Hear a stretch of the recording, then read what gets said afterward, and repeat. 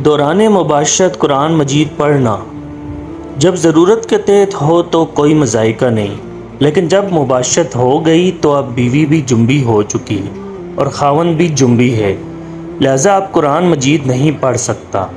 لیکن جب تک اس نے دخول نہیں کیا تو عورت کے لیے جائز ہے کہ قرآن پڑھ سکتی ہے، کیونکہ یہی چیز رکاوٹ ہے۔ دوران مباشرت کپڑوں سے عاری ہونا مرد و زن میں سے ہر ایک پر لازم ہے کہ لوگوں کے سامنے اپنی شرمگاہ کی حفاظت کریں۔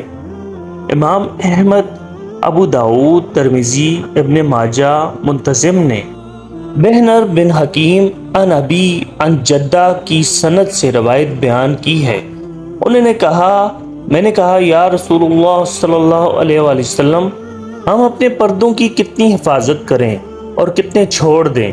آپ صلی اللہ علیہ وآلہ وسلم نے فرمایا، ترجمہ، تو حفاظت کر اپنے ستر کی سوائے اپنی بیوی کے اور جس کا مالک ہے تیرا دایاں ہاتھ۔ میں نے کہا جب لوگ آپس میں ہوں؟ آپ صلی اللہ علیہ وسلم نے فرمایا، ترجمہ، اگر تو طاقت رکھے کہ اسے کوئی نہ دیکھ سکے تو ایسا ہی کر کہ کوئی نہ دیکھ پائے۔ میں نے کہا اگر ہمارا کوئی تنہا ہو؟ فرمایا، ترجمہ، اللہ زیادہ حق رکھتا ہے کہ اس سے شرم کھائی جائے۔ نبی کریم صلی اللہ علیہ وآلہ وسلم نے وضاحت کر دی کہ عموماً خلوت اور تنہائی کے وقت باپردہ رہنا چاہیے۔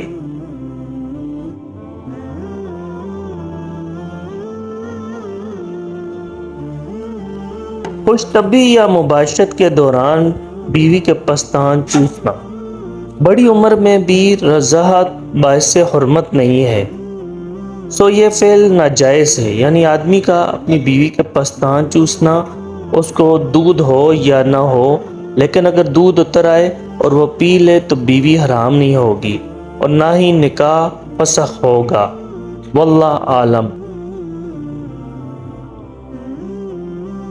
حالت حیض میں عورت سے مباشرت کرنا آدمی کے لیے حالت حیض میں بیوی سے ہم بستری حرام ہے، لیکن یہ جائز ہے کہ فرج اور دبر کے علاوہ اس سے مباشرت کرے۔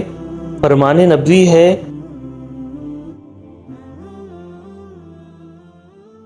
ترجمہ، ہر چیز کرو سوائے جماع کے، اس کے لیے مستحب ہے کہ مباشرت کے وقت بیوی کو لنگوٹ پہننے کا حکم دے اور پھر اس سے اوپر مباشرت کرے۔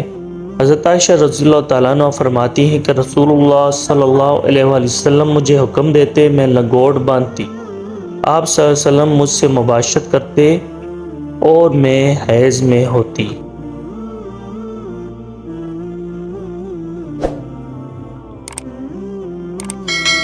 بقیہ اگلی ویڈیو میں ملاحظہ فرمائیے گا۔ اللہ حافظ۔